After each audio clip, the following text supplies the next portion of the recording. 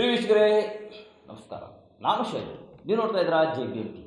ಇಂದಿನ ಪತ್ರಿಕಾ ವರದಿ ವಾಚನ ಏನಿದೆ ಸುದ್ದಿಗಳಲ್ಲಿ ನೋಡೋಣ. ಪ್ರಥಮವಾಗಿ ವಿಜಯವಾಣಿ ಪತ್ರಿಕೆಯಲ್ಲಿ ಪ್ರಕಟವಾದಂಥ ಸುದ್ದಿಗಳ ಪ್ರಮುಖ ಅಂಶಗಳು. 100 PU ಕಾಲೇಜುಗಳಲ್ಲಿ CS ರಾಜ್ಯದ ಸರ್ಕಾರಿ ಪದವಿ ಪೂರ್ವ ಕಾಲೇಜುಗಳಲ್ಲಿ ಶುರು. ಏನಿದು ಸಮಾಚಾರ ಅಂತಂದರೆ 74 ಆದರ್ಶ ವಿವಿಗಳಲ್ಲಿ ವಾಣಿಜ್ಯ ವಿಜ್ಞಾನ 2024-25 ಸಾಲಿನ ಬಜೆಟ್ನಲ್ಲಿ ಘೋಷಿಸಿರುವಂತೆ ರಾಜ್ಯದಲ್ಲಿರುವ 74 ಆದರ್ಶ ವಿದ್ಯಾಲಯಗಳಲ್ಲಿ ವಾಣಿಜ್ಯ ಮತ್ತು ವಿಜ್ಞಾನ ವಿಷಯಗಳ ಸಂಶೋಧನೆಯೊಂದಿಗೆ ಪದವಿ ಪೂರ್ವ ಕಾಲೇಜುಗಳಿಗೆ ಉನ್ನತೀಕರಣಕ್ಕೆ ಆಡಳಿತಾತ್ಮಕ ಅನುಮೋದನೆ ನೀಡಿ ಆದೇಶ ಹೊರಡಿಸಲಾಗಿದೆ. ಪ್ರತಿ ಘಟಕ್ಕೆ 55.13 ಲಕ್ಷ ರೂಪಾಯಿನಂತೆ ಒಟ್ಟು 40.79 ಕೋಟಿ ರೂಪಾಯಿ ಅನುದಾನ ಒದಗಿಸಲಾಗಿದೆ. ಅದೇ ರೀತಿಯಾಗಿ ಇನ್ನೊಂದು ವಿಶೇಷ ವರದಿ ಏನು ಅಂತಂದರೆ, ಕರ್ನಾಟಕದಲ್ಲಿ ಇಂದಿನಿಂದ ಜನಗಣತಿ ಪ್ರಾರಂಭವಾಗಲಿದೆ ಏಪ್ರಿಲ್ 1ರಿಂದ ಅಂತ. ಆದರೆ ಏನಿದು ಇದರಲ್ಲಿ ನಡೀತಾ ಇದೆ ಅಂತಂದರೆ, 16 ವರ್ಷದ ಬಳಿಕ ವಿಶ್ವ ಅತಿ ದೊಡ್ಡ ಜನಗಣತಿ ಭಾರತ ಸಜ್ಜಾಗಿದೆ. ದೇಶದ ಎಲ್ಲ 26 ರಾಜ್ಯಗಳು ಮತ್ತು ಕೇಂದ್ರಾಡಳಿತ ಪ್ರದೇಶಗಳಲ್ಲಿ ಗಣತಿ ಕೇಂದ್ರೀಕರಿಸಿದೆ. ಮೊದಲ ಹಂತವಾಗಿ ಏಪ್ರಿಲ್ 1ರಿಂದ ಸೆಪ್ಟೆಂಬರ್ 30ರವರೆಗೆ ಕರ್ನಾಟಕ, ದೆಹಲಿ, ಗೋವಾ, ಮಿಜೋರಾಂ, ಒಡಿಶಾ, ಸಿಕ್ಕಿಂ ಹಾಗೂ ಕೇಂದ್ರಾಡಳಿತ ಅಂಡಮಾನ್ ಮತ್ತು ನಿಕೋಬಾರ್ ಲಕ್ಷದ್ವೀಪ ಸಮೀಪ ನಡೆಯಲಿರುವ ನಾಗರಿಕರ ಹೊಸದಾಗಿ ಪರಿಚಯಿಸಲಾದ ಸ್ವಯಂ ಗಣತಿ ಪೋರ್ಟಲ್ ಮೂಲಕ ಆನ್ಲೈನ್ ವಿವರ ಭರ್ತಿ ಮಾಡಿ ಸಲ್ಲಿಸುವ ಅವಕಾಶ ನೀಡಲಾಗಿದೆ. ಕರ್ನಾಟಕದಲ್ಲಿ ಏಪ್ರಿಲ್ 16ರಿಂದ 1 ತಿಂಗಳ ಮನೆ ಪಟ್ಟಿ ತಯಾರಿಸಿ ಮತ್ತು ವಸತಿ ಗಣತಿ ನಡೆಯಲಿದೆ. ಈ ರೀತಿಯಾದಂತಹ ಜನಗಣತಿಯ ಒಂದು ಸುದ್ದಿ ಪ್ರಕಟವಾಗಿದೆ. ಅದೇ ರೀತಿಯಾಗಿ ಸಂಪುಟ ಉಪಸಮಿತಿಯಿಂದ 5 ಶಿಫಾರಸುಗಳು. ಏನು ಶಿಫಾರಸುಗಳು ಅನ್ನೋಂತಂದರೆ, ಸಂಕ್ಷಿಪ್ತವಾಗಿ ನೋಡಬೇಕಾಗಿದ್ದಂತಂದರೆ, CMಗೆ ನಿರ್ಣಯದ ಅಧಿಕಾರ, ಸಂಪುಟದ ಎದುರು ಗುತ್ತಿಗೆ ನೌಕರರ ಭವಿಷ್ಯ, ಜ್ಞಾಪನ ಆದೇಶವನ್ನು ನಾವು ಹೊರಡಿಸಿಲ್ಲ. ಈ ರೀತಿಯಾದಂಥ ಒಂದು ಸುದ್ದಿ ಪ್ರಕಟವಾಗಿದೆ. ನರೇಗಾ ಲೆಕ್ಕ ಚುಕ್ತೆಗಾಗಿ ತಿಂಗಳ ಗಡುವು ನೀಡಿದ ಕೇಂದ್ರ ಸರ್ಕಾರ. ಸಂಕ್ಷಿಪ್ತ ವರದಿ ಏನಿದೆ ನರೇಗಾದು ಅಂತಂದರೆ, ಬುಧವಾರದ ಬಳಿಕ ನರೇಗಾ ಯೋಜನೆ ಇತಿಹಾಸದ ಪುಟ ಸೇರಿದ್ದು ರಾಮ್ಜಿ ಯೋಜನೆ ಜಾರಿಗೆ ಬರಲಿದೆ.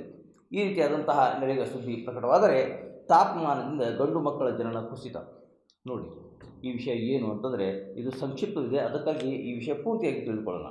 ಅಂದರೆ, ನವದೆಹಲಿ ಗರ್ಭಿಣಿಯರ ಹೆಚ್ಚಿನ ತಾಪಮಾನಕ್ಕೆ ಒಳಗೊಂಡಿರುವುದಕ್ಕೂ ಗಂಡು ಶಿಶು ಜನನ ಪ್ರಮಾಣಕ್ಕೂ ಕುಸಿತ ಸಂಭವಿಸಿದೆ ಎಂದು ಹೊಸ ಅಧ್ಯಯನವನ್ನು ಹೇಳಿದೆ.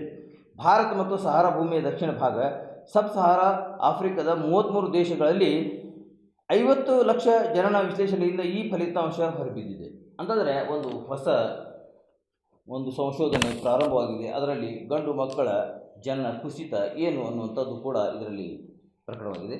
ಬಿಹಾರ್ ದೇಗುಲದಲ್ಲಿ ಕಾಲ್ತುಳಿತ 8 ಮಹಿಳೆಯರ ಸಾವು. ನೋಡಿ, ಇದೊಂದು ಎಂಥ ಸುದ್ದಿ ಅಂತಂದರೆ, ಮಹಿಳೆಯರ ಸಾವು, ಅದು ಎಲ್ಲಿ ಅಂತಂದರೆ ದೇಗುಲದಲ್ಲಿ.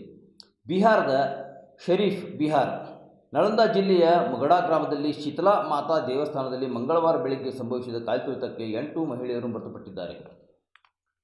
ದೇವಸ್ಥಾನಕ್ಕೆ ಹೋದಾಗಲೂ ಸುತ್ತ ಭಕ್ತರು ಯಾವ ರೀತಿಯಾಗಿ ಅಲ್ಲಿ ಜಮಾವಣೆಗೊಂಡಿದ್ದಾರೆ, ಸಮಾಧಾನದಿಂದ ಹೋಗಬೇಕಾಗಿತ್ತೋ ಏನೋ. ಅವಿದೆ ಮುಗಿದ ಬಳಿಕವೂ 30 ದಿನ DL ಮಾನ್ಯ. ಏನಿದು ಅಂತಂದರೆ, ವಿಮೆ ಕ್ಲೇಮ್ಗೆ ಹೊಸ ನಿಯಮಗಳಲ್ಲಿ ಅವಕಾಶ. ಏನು ಅವಕಾಶ ಇದೆ ಅಂತಂದರೆ, ಒಂದು ಸಂಕ್ಷಿಪ್ತ ವರದಿ ಏನು ಅಂತಂದರೆ, ವಿಮೆ ಪರಿಹಾರಕ್ಕೆ ಅನ್ವಯ DLಗೆ 30 ದಿನ ಹೆಚ್ಚುವರಿ ಮಾನ್ಯತೆ ಅವಧಿಯನ್ನು ಒಂದು ವೇಳೆ ಅವಕಾಶವಾದರೆ ವಿಮೆ ಕ್ಲೇಮ್ ಆಗಲಿದೆ. ಅಂತಂದರೆ, ಈಗ ನೀವು ಮಾಡಿದಂಥ ಇನ್ಶೂರೆನ್ಸ್ ಅವಧಿ ಮುಗಿದು ಹೋಗಿರುತ್ತದೆ, ಆದರೆ 30 ದಿನಗಳ ಕಾಲ ಅದು ಮುಂದುವರಿಯಲಿದೆ. ಯಾವುದೇ ಥರದ ಅಪಘಾತಗಳಾದರೆ ಅದು ಕಂಪನಿ ಕ್ಲೇಮ್ ಮಾಡಬೇಕು ಅನ್ನುವಂಥ ಒಂದು ಸುದ್ದಿ ಪ್ರಕಟವಾಗಿದೆ. 2019ರವರೆಗೆ DL ಅವಧಿ ಮುಕ್ತಾಯ ನಂತರ 30 ದಿನಗಳ ಮಾನ್ಯತೆ ಇತ್ತು. ಆದರೆ 2019ರಲ್ಲಿ ಕಾಯ್ದೆ ತಿದ್ದುಪಡಿ ತಂದು ಗ್ರೇಸ್ ಅವಧಿಯನ್ನು ತೆಗೆದುಕೊಂಡು ಹಾಕಲಾಗಿತ್ತು. 2019ರಿಂದ ಈವರೆಗೆ DL ಅವಧಿ ಮುಕ್ತಾಯದ ದಿನಾಂಕವರೆಗೆ ಮಾತ್ರವೇ ಮಾನ್ಯತೆ ಇತ್ತು. ಈಗ ಪುನಃ 30 ದಿನಗಳ ಅವಕಾಶ ಕೊಡಲಾಗಿದೆ. ಅಂತಂದರೆ ಇದನ್ನು ತೆಗೆದು ಹಾಕಲಾಗಿತ್ತು, ಮತ್ತೇನೈತಿ ಅದನ್ನು ಅವಕಾಶ ನಾವು ಕೊಟ್ಟಿದ್ದೇವೆ ಅನ್ನುವಂಥದ್ದು ಇದರಲ್ಲಿ ಸುದ್ದಿ ಪ್ರಕಟವಾಗಿದೆ. ಒಳಗಿನ ಪೇಜ್ನಲ್ಲಿ ಏನಿದೆ ಅಂತಂದರೆ, ಸ್ಮಾರ್ಟ್ ಬೋರ್ಡ್ ಸದ್ಬಳಕೆಯಾಗಲಿ. ಬುರ್ಲಿಟ್ ಸರ್ಕಾರಿ ಕನ್ನಡ ಹಿರಿಯ ಪ್ರಾಥಮಿಕ ಶಾಲೆಯಲ್ಲಿ ತಾಪಿದಾಸ್, ತುಳಸಿದಾಸ್ ಹಾಗೂ ಬ್ರಿಜ್ಯದಾಸ್ ಬ್ಯಾಟ್ರಿಪಲ್ ಟ್ರಸ್ಟ್ ಯೋಜನೆಯ VM ಸಿದ್ದಿಗೆ ಅವರನ್ನು ಸನ್ಮಾನಿಸಲಾಯಿತು. BL Poojary, Naveen Kumar, YS Karajgi, MS Kumbar ಇತರರು ಇದರಲ್ಲಿ ಹಾಜರಿದ್ದರು. ಅದೇ ರೀತಿಯಾದಂಥ ಇನ್ನೊಂದು ವರದಿ ಏನು ಅಂತಂದರೆ, ಅಧ್ಯಕ್ಷ ಬಾಲಚಂದ್ರ ಜಾರಕಿಹೊಳಿ ಹೇಳಿಕೆ. 100 ಹಾಲು ಉತ್ಪಾದನಾ ಸಹಕಾರ ಸಂಘ ಸ್ಥಾಪನೆ.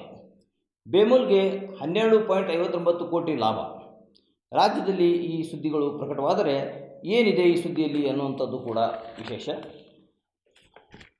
ಹೈನುಗಾರಿಕೆ ಪ್ರೋತ್ಸಾಹದ ಬಾಕಿ ಪ್ರಸ್ತಾವ. ರಾಜ್ಯ ಸರ್ಕಾರದಿಂದ ಹಾಲು ಉತ್ಪಾದನೆ 32 ಕೋಟಿ ರೂಪಾಯಿ ಪ್ರೋತ್ಸಾಹಧನ ಪಾವತಿಯಾಗಿದೆ. 2000 ಜನವರಿ ಇಲ್ಲಿಯವರೆಗೆ ಹಾಲು ಉತ್ಪಾದಕರ 7.50 ಕೋಟಿ ರೂಪಾಯಿ ಪ್ರೋತ್ಸಾಹಧನ ನೀಡಲಾಗುವುದು. ಬಾಕಿ ಉಳಿದುಕೊಂಡಿದ್ದ 2025 ಏಪ್ರಿಲ್ 1ರಿಂದ ಪ್ರತಿ ಲೀಟರ್ಗೆ 5 ರೂಪಾಯಿಯಂತೆ ಪ್ರೋತ್ಸಾಹಧನ ನೀಡಲಾಗುತ್ತಿದೆ ಅನ್ನುವಂಥ ಸುದ್ದಿ ಪ್ರಕಟವಾಗಿದೆ. ಹೈನುಗಾರಿಕೆಯವರಿಗೆ ಇದು ಸಿಹಿ ಸುದ್ದಿ ಅಂತ ಕೂಡ ಅನ್ನಬಹುದು. ಸಿದ್ದೇಶ್ವರ ಶ್ರೀ ನೆನಪು ಎಂದೆಂದಿಗೂ ಅಜರಾಮರ. ಸಿದ್ಧಲಿಂಗೇಶ್ವರ ಸ್ವಾಮೀಜಿ ಅಭಿಮತ. ಪುಸ್ತಕ ಬಿಡುಗಡೆ ವಿಚಾರ ಸಂಕೀರ್ಣ. ಈ ಸುದ್ದಿ ವಿಜಯವಾಣಿ ಪ್ರಕಟವಾಗಿದೆ. ಸಂಕೇಶ್ವರ ಸ್ವಾಮೀಜಿಯವರ ಪರಿಭಾಷತ್ವ ವಿಶ್ವದ ಉತ್ತುಂಗಕ್ಕೆ ತಲುಪಿದೆ. ಧಾರ್ಮಿಕ ಲೋಕಮಗ ಸಮನ್ವಯ ಹುಟ್ಟುಹಾಕಿ ಆಧ್ಯಾತ್ಮಕ ನುಡಿಗಳನ್ನು ಮೂಲಕ ಸಮಾಜದ ಮಾನವೀಯ ಮೌಲ್ಯ ವೃದ್ಧಿಸಿದ ಕೀರ್ತಿ ಶ್ರೀ ಸಿದ್ಧಲಿಂಗೇಶ್ವರ ಶ್ರೀಗಳಿಗೆ ಸಲ್ಲುತ್ತದೆ. ಹೌದು, ಯಾಕಂತಂದರೆ ಸ್ವಾಮೀಜಿಗಳಂತಂದರೆ ಸಮಾಜದ ಏಳಿಗೆಗಾಗಿ ಮಾಡ್ತಕ್ಕಂಥ ಅವರ ಒಂದು ಕಾರ್ಯಕ್ಕೆ ಶ್ಲಾಘನೀಯವಾಗಿದೆ. ಕಿಳಿರೆಮೆ ತೊರೆದರೆ ವಿಕಾಸ. ಪ್ರಾದೇಶಿಕ ಆಯುಕ್ತ KM ಜಾನಕಿ ಅಭಿಪ್ರಾಯ. ಮಹಿಳಾ ದಿನ ಆಚರಣೆ. ಇದು ಬೆಳಗಾವಿಯಲ್ಲಿ ನಡೆದಂತಹ ಕಾರ್ಯಕ್ರಮ. KLE ಸಂಸ್ಥೆಯ JNMC ಆವರಣದಲ್ಲಿ ಈಚೆಗೆ ಮಹಿಳಾ ದಿನಾಚರಣೆ ಕಾರ್ಯಕ್ರಮವನ್ನು ಗಣ್ಯರು ಉದ್ಘಾಟಿಸಿ doctor VM Pattanashetti, KM Janaki, doctor Veeresh Kumar, Nandgaon Manjunath Ballari, ನಿರ್ವಾಹಕ ಮುನಿಷಾ, PM ಮಂಜುನಾಥ್ ಪೈ, ಅನುಪಮಾ ಇತರರು ಈ ಕಾರ್ಯಕ್ರಮದಲ್ಲಿ ಹಾಜರಿದ್ದರು. ಅದೇ ರೀತಿಯಾಗಿ ಇನ್ನೊಂದು ಸುದ್ದಿ ಏನು ಅಂತಂದರೆ ಅನುದಾನಕ್ಕಾಗಿ ಲಾಚುವ ಸ್ಥಿತಿ. ಏನಿದು ಅಂತಂದರೆ ಮೂಲ ಸೌಲಭ್ಯಗಳ ಮರೀಚಿಕೆ. ಅರಸು ಬಡಾವಣೆಯಲ್ಲಿ ಅಭಿವೃದ್ಧಿ ಬರ ಬಂದಿದೆ ಅನ್ನುವಂಥ ಸುದ್ದಿ. ಇದು ಕೂಡ ಬೆಳಗಾವಿ. ಸಂಕ್ಷಿಪ್ತ ಸುದ್ದಿ ಏನು ಅಂತಂದರೆ ಬಡಾವಣೆ ದುಸ್ಥಿತಿ ಕುರಿತು ಸಾಕಷ್ಟು ಸಲ ಮನವಿ ಮಾಡಿಕೊಂಡಿದ್ದೇವೆ. ಲೆಕ್ಕವಿಲ್ಲದಷ್ಟು ಸಲ ಕಚೇರಿಗಳಿಗೆ ಅಲೆದಾಡಿದ್ದೇವೆ. ಆದರೂ ಯಾವುದೇ ಪ್ರಯೋಜನವಾಗಿಲ್ಲ. ಸೌಕರ್ಯಗಳ ಕೊರತೆ, ವಿಷಜಂತುಗಳ ಹಾವಳಿಯಿಂದ ನೆಂಟರು ಮತ್ತು ಮನೆಗಳಿಗೆ ಬರಲು ಹೆದರುತ್ತಿದ್ದಾರೆ ಅಂತ ಪ್ರೇಮಾ ಕಾಂಬ್ಳೆ ಅವರು ಈ ರೀತಿ ಆರೋಪವನ್ನು ಹಚ್ಚಿದ್ದಾರೆ. ಪಾಲಿಕೆಯಲ್ಲಿ ಕರ್ನಾಟಕ ಪರ ನಿರ್ಣಯವಾಗಲಿ. ಏನು ಬೆಳಗಾವಿ ಸುದ್ದಿ. ಪಾಲಿಕೆಯ ಏನು ಸುದ್ದಿ ಅಂತಂದರೆ ಇಲ್ಲಿ ಮಹಾನಗರ ಪಾಲಿಕೆಯ ಸಾಮಾನ್ಯ ಸಭೆಯಲ್ಲಿ ಕರ್ನಾಟಕ ಪರ ನಿರ್ಣಯ ಕೈಗೊಳ್ಳುವಂತೆ ಆಗ್ರಹಿಸಿ ಮಂಗಳವಾರ ಕಿತ್ತೂರು ಕರ್ನಾಟಕ ಸೇನಾ ಯುವ ಘಟಕದ ಕಾರ್ಯಕರ್ತರು ಮೇರೆಗೆ ಮನವಿ ಸಲ್ಲಿಸಿದರು. ಇಂದು ನಾಳೆ ಪೂರೈಕೆ ಇಲ್ಲ. ಏನು ಅಂತಂದರೆ ಬೆಳಗಾವಿಯಲ್ಲಿ ಕುಡಿಯುವ ನೀರಿನ ಪೈಪ್ಲೈನ್ ದುರಸ್ತಿಗಾಗಿ ಕಾಮಗಾರಿ ಕೈಗೊಳ್ಳುತ್ತಿರುವ ಹಿನ್ನೆಲೆಯಲ್ಲಿ ಏಪ್ರಿಲ್ 1, 2ರಂದು ನೀರಿನ ಒಂದು ಅಭಾವವಾಗಲಿದೆ. ಅಲ್ಲಿಯ ಜನರು ಏನೈತಿ ಅದರ ಒಂದು ಸ್ಥಿತಿಗಳನ್ನು ಅರಿತುಕೊಂಡು ನೀರಿನ ಸಂಗ್ರಹಣೆ ಯಾವ ರೀತಿಯಾಗಿ ಮಾಡಿಕೊಳ್ಳುತ್ತಾರೆ ಅನ್ನುವಂಥದ್ದು ಆ ಜನರಿಗೆ ತಲುಪಲಿ ಅನ್ನುವಂಥದ್ದು. ಒಳಪುಟದಲ್ಲಿ ಏನಿದೆ ಅಂತಂದರೆ ಪಡಿತರ ಚೀಟಿದಾರರಿಗೆ ಜೋಳ. ಬೆಳಗಾವಿ ಸುದ್ದಿ.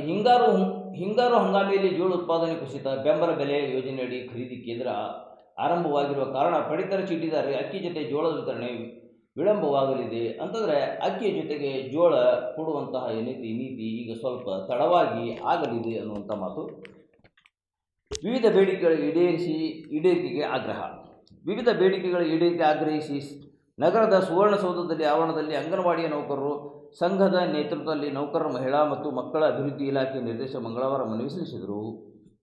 ರಜಾ ಅವಧಿ ಕಲಿಕೆ ಸಾಹಿತ್ಯ ಮಾದರಿ. ಸೌದತ್ತಿಯಿಂದ ಪ್ರಕಟವಾದಂಥ ಸುದ್ದಿ. ವಿದ್ಯಾರ್ಥಿಗಳಿಗೆ ರಜಾ ಅವಧಿಯಲ್ಲಿಯೂ ಕಲಿಕೆಯನ್ನು ನಿರತವಾಗಿರಿಸಲು ಸಿದ್ಧಪಡಿಸಿರುವ ಮನೆ ಕೆಲಸ ಸಾಹಿತ್ಯ ಮಾದರಿಯಾಗಿದೆ ಎಂದು ಶಾಲಾ ಶಿಕ್ಷಣ ಇಲಾಖೆ ಪರ ಆಯುಕ್ತ ಈಶ್ವರ್ ಉಳ್ಳಾಗಡ್ಡಿ ಹೇಳಿದ್ದಾರೆ. ಅಂತಂದರೆ ನೀವು ಸೂಟಿ ದಿನಗಳಲ್ಲಿ ರಜಾ ದಿನಗಳಂದು ಸುಮ್ಮನೆ ಅಲೆದಾಡಬೇಡಿ, ಮನೆ ಕೆಲಸಗಳನ್ನು ಮಾಡಿ ಅನ್ನುವಂಥದ್ದು. ರಸ್ತೆ ಮೇಲೆ ಹರಿದು ಕೊಳಚೆ ನೀರು. ಹಿರೇಬಾಗೇವಾಡಿ.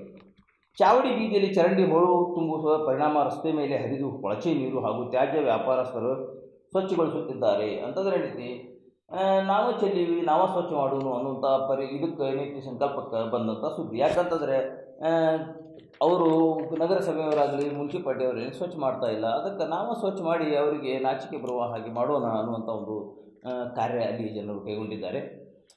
ಇನ್ನೊಂದು ವಿಶೇಷ ಸುದ್ದಿ ಅಂತಂದರೆ ಶಾಸಕ ವಿಶ್ವಾಸ ವೈದ್ಯ ಅಭಿಪ್ರಾಯ. ಸೌದತ್ತಿಯಲ್ಲಿ ಕರ್ನಾಟಕ ಬ್ಯಾಂಕ್ ಶಾಖೆ ಉದ್ಘಾಟನೆ. ಮತ್ತೊಂದು ಬ್ಯಾಂಕ್ ಏನೈತಿ ಉದ್ಘಾಟನೆಯಾಗಿದೆ.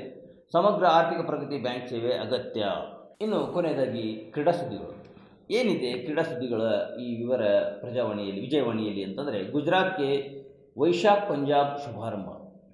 ಶ್ರೇಯಸ್ ಅಯ್ಯರ್ ಬಳಗವನ್ನು ಗೆಲುವಿನ ದಡೆ ಸೇರಿಸಿದ ಕೊನೆಯಲ್ಲಿ. ಏನಿದು ವಿಶೇಷತೆ ಅಂತಂದರೆ, ಇದರಲ್ಲಿ ವೈಶಾಖ್ ಮಿಂಚು ನಿಧಾನಗತಿಯಲ್ಲಿ ಮಿಂಚಿನ 10 ಓವರ್ 84 ರನ್ ಗಳಿಸಿದ ಗುಜರಾತ್ ಸವಾಲಿನ ಮೊತ್ತ ಸೇರಿಸುವ ನಿರೀಕ್ಷೆ ಮೂಡಿಸಿತು.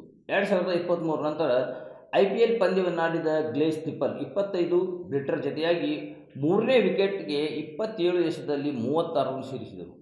ಈ ರೀತಿಯಾದಂಥ ಒಂದು ಕ್ರಿಕೆಟ್ ಸುದ್ದಿ. ಅದೇ ರೀತಿ ಏಕನಾದದಲ್ಲಿ ಇಂದು ಲಖನೌ ಡೆಲ್ಲಿ ಮುಖಾಮುಖಿ.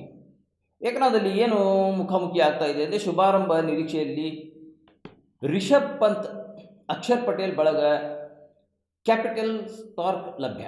ಈ ಬಾರಿ ರಾಹುಲ್ ಆರಂಭಿಕ. ಕಳೆದ ಅತ್ಯುತ್ತ ಆರಂಭದಲ್ಲಿ ಪ್ಲೆಕೆಶನ್ ಗೆಹ್ಲೋಟ್ ಹೆಚ್ಚಿನ ತಂಡ ಎನಿಸಿದ್ದಲ್ಲಿ ಡೆಲ್ಲಿ ನಂತರ ಸಂಪೂರ್ಣ ಹಳಿ ತಪ್ಪಿತ್ತು. ಈ ಬಾರಿ ಹಿಂದಿನ ಅಧಿಕೃತ ತಪ್ಪು ತಿದ್ದಿಕೊಂಡು ಕಣಕ್ಕಿಳಿಯುವ ಹಂಬಲವಿದೆ. ಕನ್ನಡಿಗ KL ರಾಹುಲ್ ಪ್ರಾರಂಭಿಕವಾಗಿ ಆಡಲಿದ್ದು, ಅವರ ಜೊತೆಗಾರರನ್ನಾಗಿ ವೃತ್ತಿ ಶಾ, ಪತುನ್ ಶಾ, ನಿಲ್ಸನ್ ಹಾಗೂ ಅಭಿಷೇಕ್ ಪೋರೆಲ್ ನಡುವೆ ಪೈಪೋಟಿ ಇದೆ ಅನ್ನುವಂಥ ಈ ಕ್ರಿಕೆಟ್ ಸುದ್ದಿ. ಅದೇ ರೀತಿಯಾಗಿ ಪಂಜಾಬ್ ಅಡ್ವಾಣಿಗೆ ರಾಷ್ಟ್ರೀಯ 9 ಬಾಲ್ ಪ್ರಶಸ್ತಿ. ಈ ಪ್ರಶಸ್ತಿ ಸಿಕ್ಕಂಥ ಸುದ್ದಿ. ಬ್ರಿಟನ್ ಇಂಜಿನಿಯರ್ ನಿಗೂಢ ಸಾವು, ಕ್ರೀಡಾಪಟುವಿನ ಸಾವಿನ ಸುದ್ದಿ ಕೂಡ ಇದೆ. ಇಲ್ಲಿಗೆ ನಮ್ಮ ಈ ಚಿಕ್ಕ ವಾರ್ತಾ ಪ್ರಸಾರ ಮುಕ್ತಾಯಗೊಳ್ಳುತ್ತದೆ.